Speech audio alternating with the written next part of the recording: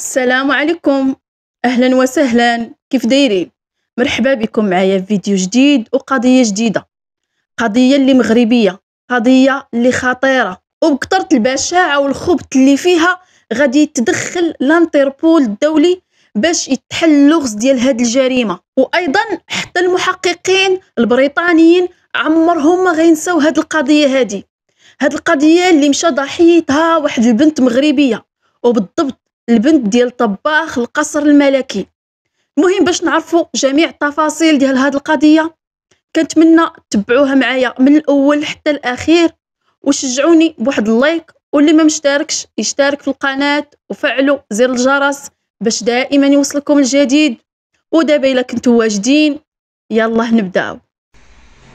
احداث واطوار هذه القضيه غادي يحطوا بين الرحال عند واحد الاسره مغربيه، أسرة اللي مغربية 100%. هاد الأسرة هادي اللي كتكون من الأم اللي الاسم ديالها حسنة، والأب اللي الاسم ديالو بوشعيب، وبنتهم الكبيرة اللي الاسم ديالها فاطمة، واللي هي البطلة ديال القصة ديالنا ديال اليوم. وعندها واحد الأخت ديالها اللي الاسم ديالها ليلى، وأيضا عندهم ولاد اخرين اللي لا داعي نذكروا الأسماء ديالهم في الأحداث ديال هاد القضية. هاد الأسرة هادي نقدروا نقولوا أنها أسرة ميسورة، يعني ناس اللي لاباس عليهم، بحكم أن الأب كان كيشتغل في القصر الملكي في مدينة الرباط، وكان طباخ ديال القصر.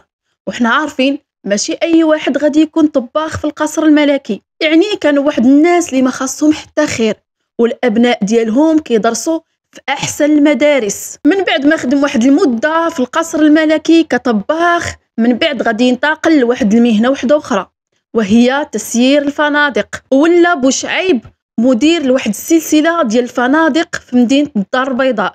غدوز واحد المدة، وهنا هاد الأسرة هادي غادي يقرروا على أنهم يهاجروا لكندا. ما عرفتش علاش يعني قرروا أنهم يهاجروا لكندا، بحكم أنهم كانوا ناس ميسورين ولاباس عليهم وما خاصهم حتى خير وعايشين مرتاحين في بلادهم. ولكن اي واحد كيبغي التغيير، يمكن انهم بغاو ولادهم يقراو في احسن المدارس، او لو بغاو يحسنوا من المعيشه ديالهم اكثر. المهم الاسباب ما عرفناهاش. فعلا غينتقلوا لكندا سنه 1991 وغادي يستقروا في مونتريال. وفي هذيك الوقت كانت فاطمه عندها في العمر ديالها 19 سنه، وكانت مقربه من الاب ديالها بزاف. وهنا غتبان عندها واحد الموهبه ديال الغناء، كانت شغوفه بالغناء، عزيز عليها تغني، دائما كتلقاها كتدندن وكتغني. وايضا في نفس الوقت كملت الدراسه ديالها في مجال المحاسبه في واحد الجامعه في كندا. ولكن من بعد ما خدات الدبلوم لقات راسها على ان ماشي هذه هي المهنه اللي باغا، هي ما باغاش تكون محاسبه، هي بحال دارت هذا المجال غير باش دير الخاطر لوالديها وتشد هذاك الدبلوم وتقول لهم صافي الدبلوم اللي بغيتوه ها هو وجدته لكم وجبدته حتى لعندكم. ولكن انا راه باغا حاجه اخرى، هي كان الحلم ديالها هو انها تولي كتغني. فعلا خبرات الوالدين ديالها بهذا القرار هذا، وانها باغا تغني، والحلم ديالها انها تولي مشهوره وتولي مغنيه وتعرف عند الناس.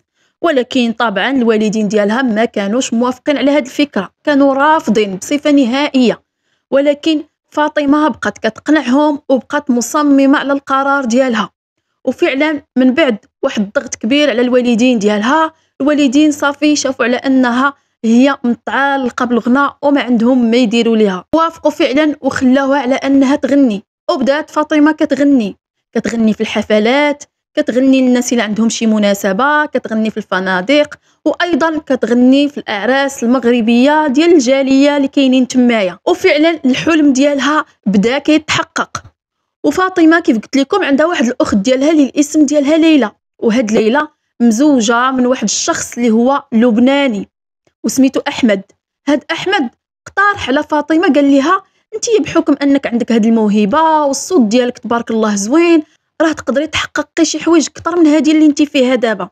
علاش قال لها ما تمشيش للبنان، بحكم ان لبنان عايشين فيه منتجين وفنانين كبار، هادوك هما اللي غادي يساعدوك على انك تطوري الموهبه ديالك وانك تشهري. وايضا انه بلد عربي وانت كدوي بالعربيه، يعني غتندمجي فيه بسرعه. فاطمه فعلا عجبتها الفكره، وافقت الراي، ودازت واحد المده وغادي تسافر للبنان. وتما غادي تتعرف على بزاف ديال المنتجين والفنانين ورجال الاعمال اللي ولاو كيعرضوا عليها الحفلات ديالهم الخاصه، يعني هي اللي كتحيي ليهم هاد الحفلات وكتغني فيها. وفاطمه ولات كتدخل فلوس اللي هي كثيره، ولات كتجني مبالغ اللي كبيره من هاد الحفلات.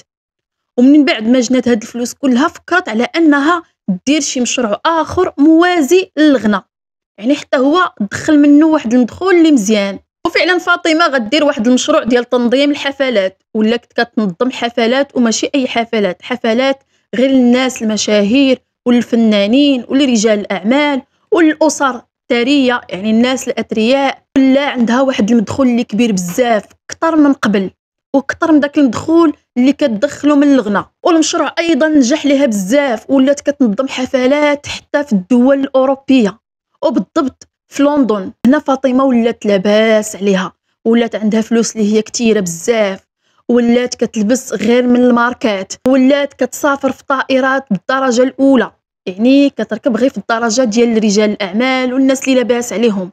وايضا كتنزل في فنادق اللي كبيره. وهنا فاطمه جدت تشهرت بزاف، ولات عايشه تقريبا ما بين لبنان وكندا ولندن. يعني لبنان هو البلاصه اللي مستقره فيها، ولندن هي اللي كتمشي تنظم فيها الحفلات بزاف، وكندا بحكم ان العائله ديالها عايشين تما كتمشي مره كتزورهم، وبحكم انها كتنظم اغلبيه ديال الحفلات ديالها في لندن كتمشي كتنزل في فنادق في لندن. وهذا الشيء اللي خلاها انها تفكر علاش ما تكريش شي شقه في لندن وتولي تنزل فيها، عوض انها ما تبقى تمشي لهذوك الفنادق اللي كتخسر فيهم فلوس كثيره. وهنا طاح على بالها واحد الشخص اللي كتعرفه، يعني واحد المعرفه ماشي معمقه، كتعرف واحد المعرفه نوعا ما غير سطحيه، وهو مستقر في لندن وعنده واحد الشقه. وطلبت منه علاش ما يكريهاش ليها وتولي تنزل فيها، يعني فيما تجي لندن تنزل في هذيك الشقه.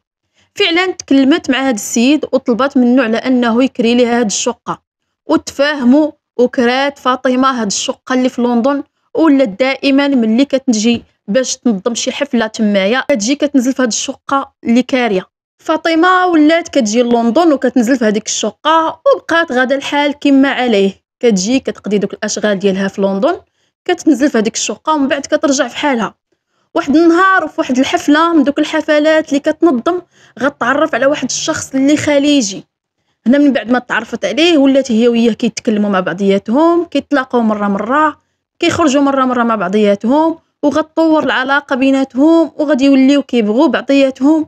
وفاطمه تعلقت به بزاف، وكان كيوعدها بالزواج، كيقول لها انا يا راه باغي نتزوج بك وباغي نكمل معك حياتي، وانا راه ما مزوجش وانا راه عازب. المهم حتى دازت واحد المده وتعلقوا ببعضياتهم. وهنا فاطمه غتكتشف على ان هذا الشخص هذا كيكذب عليها وانه مزوج وعنده الاولاد ديالو. وهنا فاطمه صافي واخا متعلقه به، ولكن قررت على انها تنهي معاه هذه العلاقه، لان هي ما كانتش عارفه واش مزوج، وهي رافضه تماما انها تزوج بشي واحد يكون مزوج وعنده عائله، يعني انها تدمر شي اسره. المهم هذا الشخص واخا هي رفضاته وصافي صارحاته على انها صافي مابقاتش باغا تكمل معاه، ملي اكتشفت هذا الكذوب ديالو هنا هو رفض تماما انه يتفارق معها. قال لها انا ما نتفارقش معاك، واخا مزوج وعندي ولادي، ولكن كنبغيك انت ومتعلق بك وحتى انت باغي نتزوج بك وباغي نكمل معاك حياتي. فاطمه بقات كترفض، واخا هكاك بقى دائما مصر على انها ترجع معاه، دائما كيجي عندها الشقه لدرجه انه صافي ملي شافها رافضه تماما ولا كيهددها. وهنا فاطمه قالت له الا ما بعدتيش مني انا غادي نمشي ندير بك شكايه وغنفضحك مع عائلتك. هو هنا خاف وصافي بعد منها، عطاها اتساع. فاطمه بقات مكمله في الحياه ديالها وفي الخدمه ديالها كيف ما العاده ديالها. وسنه 1999 وهنا فاطمه كان في العمر ديالها 28 سنه، كانت عند الاسره ديالها في كندا، وخبراتهم على انها راه غادا لندن عندها شي خدمه، يعني بغات تخرج واحد الالبوم ديالها اول مره من بعد هاد السنين كلها وهاد الخدمه كامله غتخرج اول البوم ليها، وكانت مقدها فرحه. وخبرت العائله ديالها انها راه قطعات البي الي وروتور، يعني عارفينها امتى غتمشي وامتى غتجي. قطعات البي نهار 10 يوليو سنه 1999 وغترجع نهار 17 يوليو في نفس الشهر.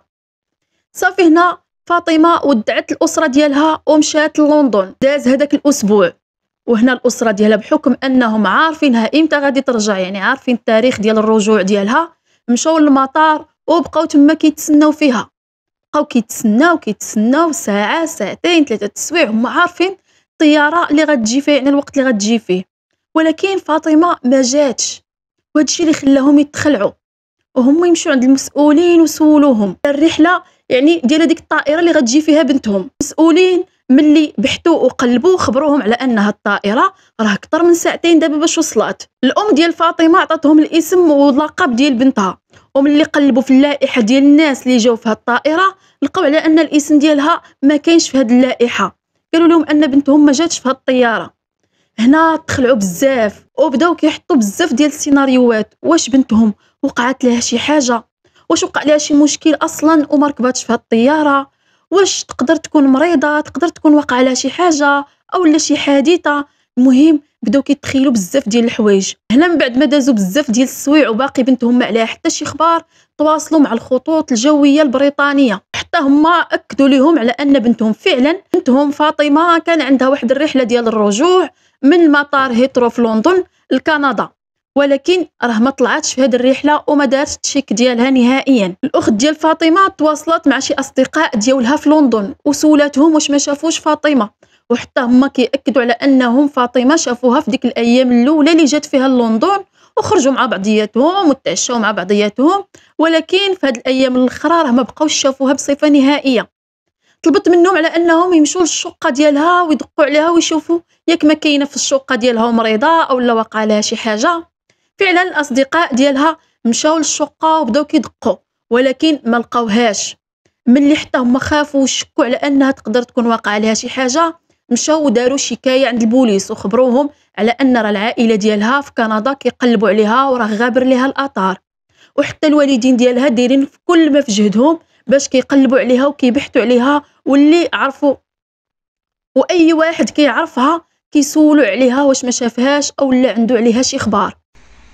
وفي هذا الوقت هادي في مطار هيثرو في لندن وبالضبط في الباركينغ، الناس لاحظوا واحد الشنطه اللي كبيره والماركه ديالها غاليه كاينه في هذاك الباركينغ وما كاين معاها حتى شي واحد. وبحكم انهم ما عندهمش الحق يمشيو يقلبوها ولا يشوفوا واش فيها، خبروا الشرطه. ملي خبروا الشرطه شكاو على ان هذه تقدر تكون شي خليه ارهابيه هي اللي حاطه ديك الشنطه ودايره فيها المتفجرات. هادشي علاش خداو جميع الاحتياطات ديالهم ومشاو بقاو كيقربوا بشويه لهذيك الشنطه وهما دايرين الحمايه لراسهم. ملي حلاو هاد الشنطه هنا غيتصدموا بداك الشيء اللي غيلقاو فيها. غيلقاو فيها واحد البلاستيكه كبيره ديال الزبل حاشاكم، ولكن داك الشيء اللي فيها راه كيخلع. غادي يلقاو فيها اطراف بشريه، انسان اللي مقطع، ومن خلال هذاك الشعر وهذوك الملامح ديال دوك الاطراف غادي يعرفوا على ان هذه جثه ديال بنت. وهنا هاد القضيه غادي تنتشر وغادي دير بوم وكل شيء ولا كيهضر عليها، لا في وسائل الاعلام ولا الناس. يعني هذه واحد الحاجه اللي كتخلع. البوليس خداو الجثه لمصلحه الطب الشرعي باش يدار ليها التشريح وباش يتعرفوا على الهويه ديالها. وفي هذا الوقت هادي باقي العائله ديالها ما عارفين حتى شي حاجه، باقين كيبحثوا. وهنا غيتوصلوا لواحد الشخص والاسم ديالو فاضل، هو العم ديال الزوج ديال الاخت فاطمه، الاخت ديالها ليلى. احمد اللي هو الزوج ديال ليلى تواصل مع عمو فاضل وطلب منه، قال لي عافاك راه الاخت ديال الزوجه ديالي مختفيه واخر مره كانت في لندن وكانت غترجع، ولكن للاسف ما رجعاتش في هذيك الرحله ديالها وحنا ما عرفناش شنو واقع ليها. عافاك الا كنتي تقدر تمشي عند البوليس ودير ديكلاراسيون بالاختفاء ديالها، لربما يتوصلوا لشي حاجه. هنا عمو فاضل غادي يصدموا بواحد الحاجه، غيقول ليه راه هنا في لندن غير اليوم لقاو واحد الجثه اللي مقطعه اطراف واحد الشنطه كبيره في المطار اللي كانت غتسافر منه اخت ديال الزوجه ديالك. احمد تخلع وخاف على ان تكون هذيك هي فاطمه، ولكن في نفس الوقت ما خبرش الوالدين ديالها، خاف لي يخلعهم، خاصو حتى يتاكد. مشى وخدا التصويره ديال فاطمه وصيفطها لعمو وقال لي عافاك ديها عند البوليس وعطيهم هاد الصوره وسولهم واش هذيك الجثه اللي لقاو هي لهاد البنت. فعلا عمو توصل بهذيك الصوره وخداها ومشى عند البوليس ووراها لهم، قال لهم عافاكم واحد البنت من العائله ديالنا وهي من كندا واختفت هنا في لندن والعائله ديالها كيقلبوا عليها وغادي يتسطاو. وصيفطوا لي هاد الصوره ديالها باش نجيبها لكم وتشوفوا وتاكدوا واش هي الجثه اللي لقيتوها في المطار. هنا البوليس خداو من عنده الصوره وشافوها، ولكن واخا هكاك ما قدروش يجاوبوه واش هذه هي ولا ماشي هي، بحكم ان الجثه مقطعه وان الملامح ديالها بداو كيتبدلوا، يعني بحكم ان الجثه اللون ديالها بدا كيتبدل، يعني الملامح تغيروا شويه.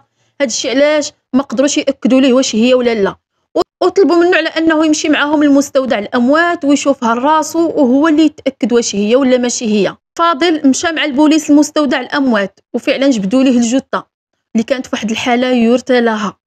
بقى كيشوف وكيدقق وكيلاحظ في الوجه وفي الملامح وكيقارن واحد مده طويله، هو كيلاحظ باش انه ما يعطيش للعائله ديالها شي معلومه اللي غلطه، ولكن للاسف تاكد على ان هذيك هي فاطمه. هنا غادي يعطي هذا الخبر لاحمد اللي كان صادم، واللي حتى هو بالدور ديالو خبر العائله ديالها وقال لهم راه البنت ديالكم فاطمه راه لقاوها مقتوله ومقطعه في واحد الشنطه في المطار ديال هيثرو في لندن. العائله ديالها اللي تصدموا بهذا الخبر واللي ما تيقوش، وبالاخص الاب ديالها لانه كان متعلق بها، وخاصه ان هذا الشيء واقع في دوله وهم في دوله وحده اخرى بعيده، يعني ما عندهمش كيفاش غادي يديروا. هذه الصدمه ديال حياتهم. هنا الشرطه البريطانيه ملي تعرفوا على الهويه ديال الضحيه بداو في التحقيق ديالهم وبداو كيبحثوا بالليل وبالنهار. واول حاجه داروها هي مشاو شافوا الكاميرات ديال المراقبه ديال هذاك النهار اللي اختفت فيه الضحيه، وداك النهار نيت فعلا اللي تلقات فيه الشنطه. مشاو كيقلبوا في الكاميرات ديال المراقبه اللي كاينه من الدخله ديال المطار حتى لهداك الباركينغ فين تلقات الشنطه. وهنا فين غيلاحظوا ان واحد الشخص هو اللي دافع هذيك الشنطه وهبطها لهداك الباركينغ، ومن بعد طلع وقطع واحد التيكي للبنان. ملي بحثوا على هذا الشخص لقاو على انه الاسم ديالو احمد يوسف، وهو من اصول لبنانيه وكيشتغل كمضيف طيران في الخطوط الجويه الكويتيه. وفي نفس الوقت غادي يخرج تقرير ديال الطب الشرعي اللي كيقول على ان الضحيه تعرضت ل 17 ضربه بآلة حاده في جميع انحاء الجسم ديالها، وانها ايضا تعرضت للاغتصاب، يعني ان المجرم قبل ما يصفيها لها اغتصبها. وايضا الضربه اللي سببت لها في الموت هي واحد الضربه على مستوى العنق اللي كانت قاتله. عرفوا على انها عندها الجنسيه الكنديه وهي من اصول مغربيه، ايضا كتسكن في واحد الشقه في لندن، وبالضبط في واحد الشارع اللي كيقولوا ليه شارع الهرم. مشاو توجهوا لهذيك الشقه. ملي مشاو دخلوا ليها هنا فين غادي تكون الصدمه، لانهم غيلقاو على ان هاد الشقه وقعت فيها مجزره، بحكم انها كل هدمايات وفي هذوك الجناوه وديك المقده باش تقطعت الجثه، يعني ان هذا هو مسرح الجريمه. خداو جميع الادله والصور ورفعوا حتى البصمات. وهنا الشرطه البريطانيه تواصلت مع الشرطه ديال لبنان وطلبوا منهم انهم يسلموهم احمد يوسف، لانه هو المتهم بالدرجه الاولى في هذه الجريمه، باش انهم يحققوا معاه ويقارنوا الحمض النووي اللي لقاو في الضحيه مع الحمض النووي ديالو، وايضا يقارنوا البصمات. ولكن الشرطه ديال لبنان رفضوا على انهم يسلموهم هاد احمد يوسف، وقالت لهم انهم هم يصيفطوا لهم الملف ديال التحقيق وهم اللي غادي يحققوا معاه ويبحثوا معاه، وحتى الا تبتات الجريمه في حقه غادي يتحاكم في لبنان. الشرطه ديال لبنان جابوا عندهم هاد احمد يوسف وبداو كيحققوا معاه وكيبحثوا معاه. وفي نفس الوقت بريطانيا باقا كطالب لبنان على انهم يسلموهم المتهم، هما اللي غادي يبحثوا معاه، ولكن في كل مره لبنان كيرفض لان هذا هو القانون ديالهم.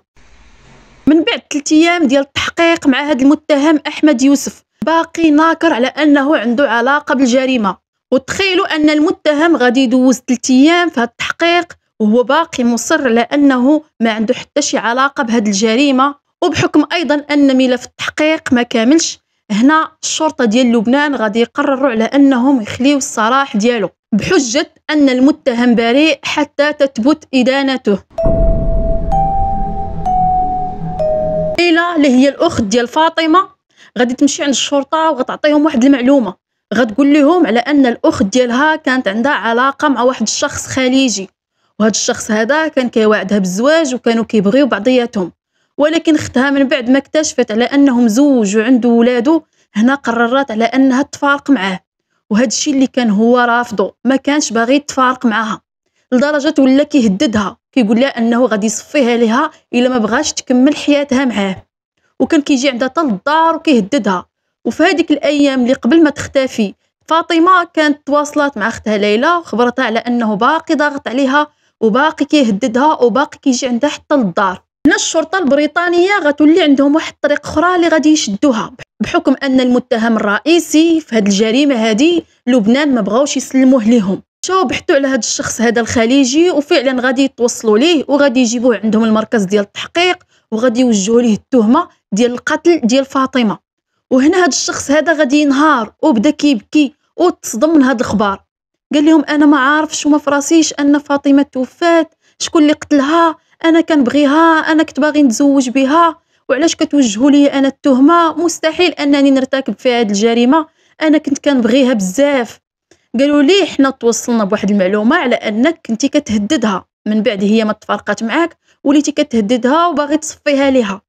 قال لهم لا، انا كنت غير باغي نخلعها باش ترجع ليا، انا مستحيل انني نقتلها، انا كنت كنبغيها وباغي نتزوج بها وباغي نكمل معاها حياتي، وماشي انا اللي ارتكبت في هذه الجريمه. ففعلا هو كان كيبان على انه متاثر ومصدوم من هذا الخبر وما فراسو حتى شي حاجه، ويقدر تكون ما عنده حتى شي علاقه بهذه الجريمه. ولكن الشرطه واخا هكاك باش يزيدوا يتاكدوا خداو الحمض النووي ديالو وقارنوه مع الحمض النووي اللي لقاوه في الضحيه، وايضا خداو حتى البصمات وقارنوها مع البصمات اللي خداو من مسرح الجريمه. ولكن غتخرج النتيجه على ان ما كاينش تطابق، يعني هذا الشخص ماشي هو اللي دار فاطمه هذه الحاله، ولكن حطوا واحد الاحتمال يقدر انه هو اللي حرض الشخص اللي صفاها لها، يقدر تكون عنده علاقه بالجريمه.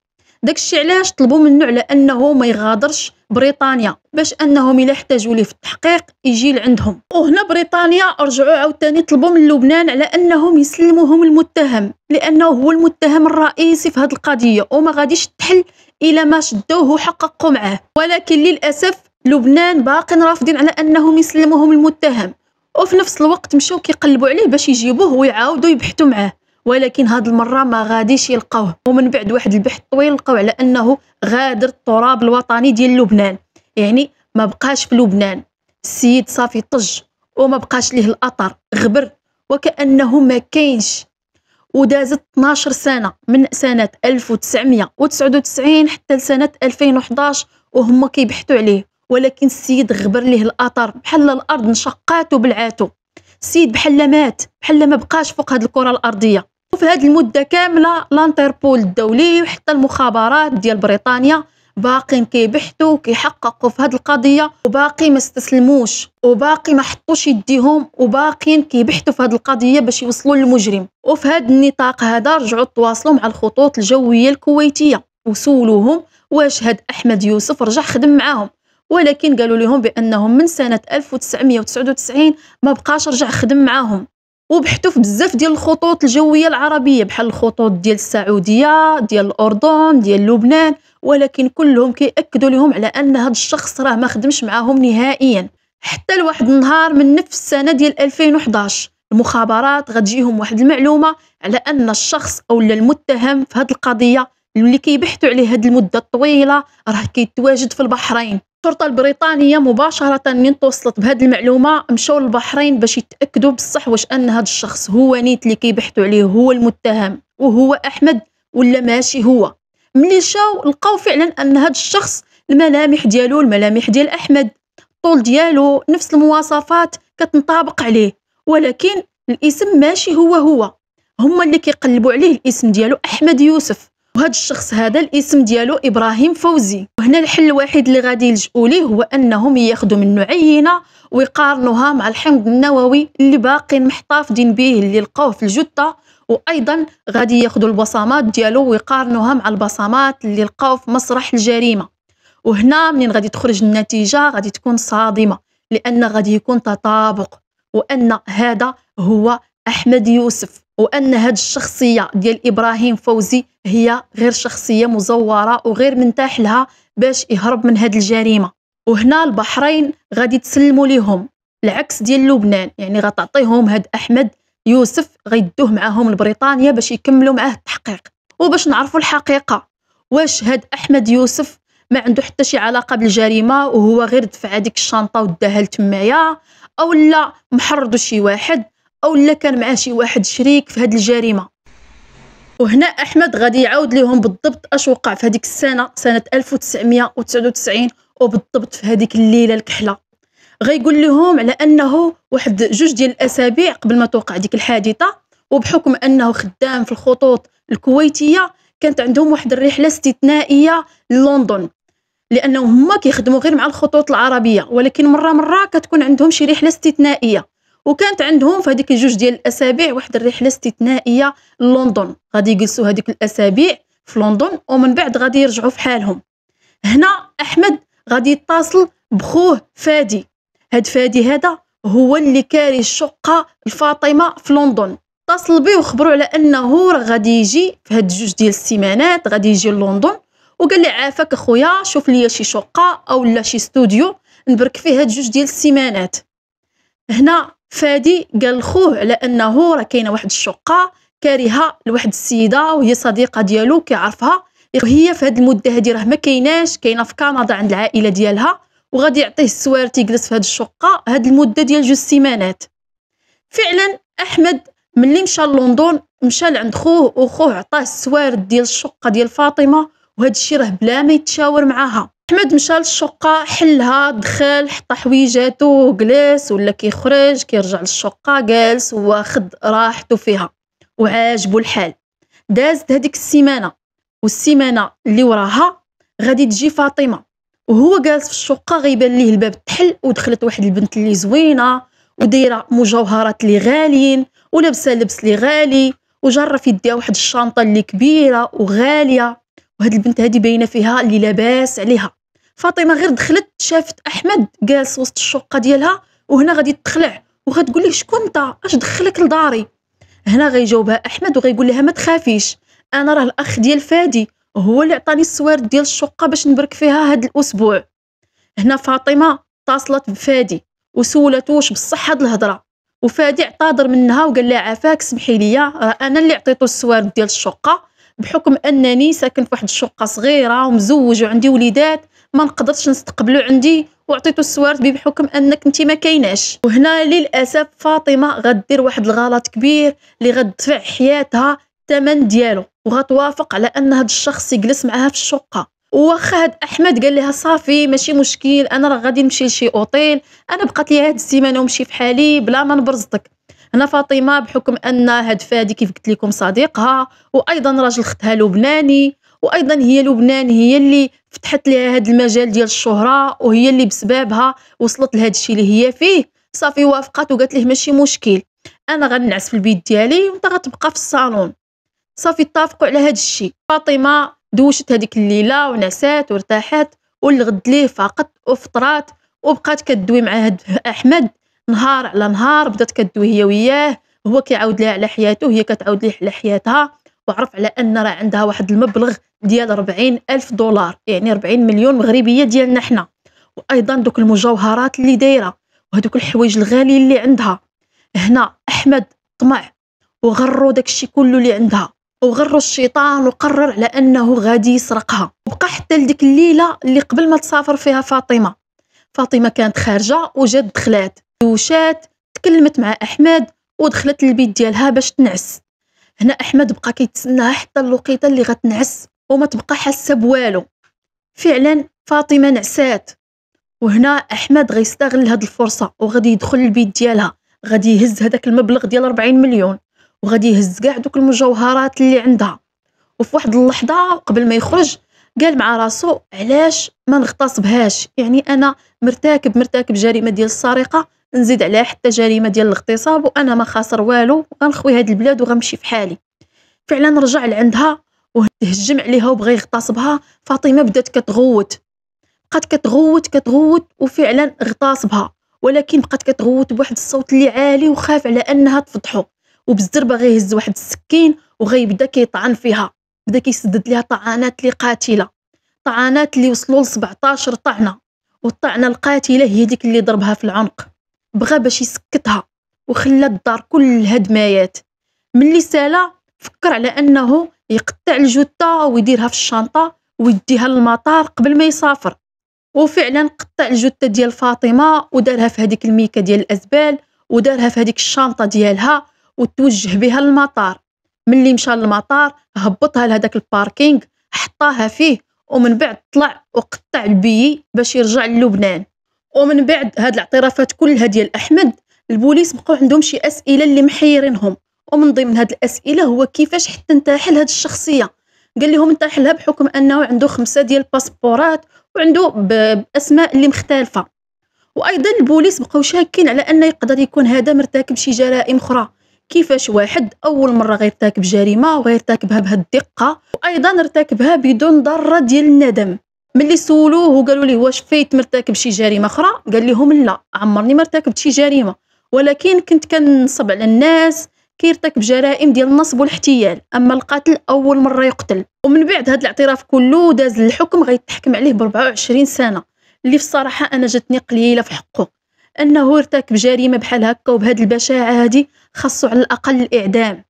وحتى الاخ ديالو كان خاصو يتعاقب، ولكن للاسف يمكن الاخ ديالو ما خدا حتى شي عقوبه، لانه هو اللي عطاه الساروت، وبحال هو اللي فتح المجال لهاد الجريمه باش انها توقع. هنا كتكون سالات القضيه ديالنا ديال اليوم. كنتمنى تعطوني الراي ديالكم فيها، واللي ما مشتركش في القناه يشترك باش دائما يوصلوا الجديد، وشجعوني بواحد اللايك، ونتلاقاو في قضيه جديده ان شاء الله. مع السلامه.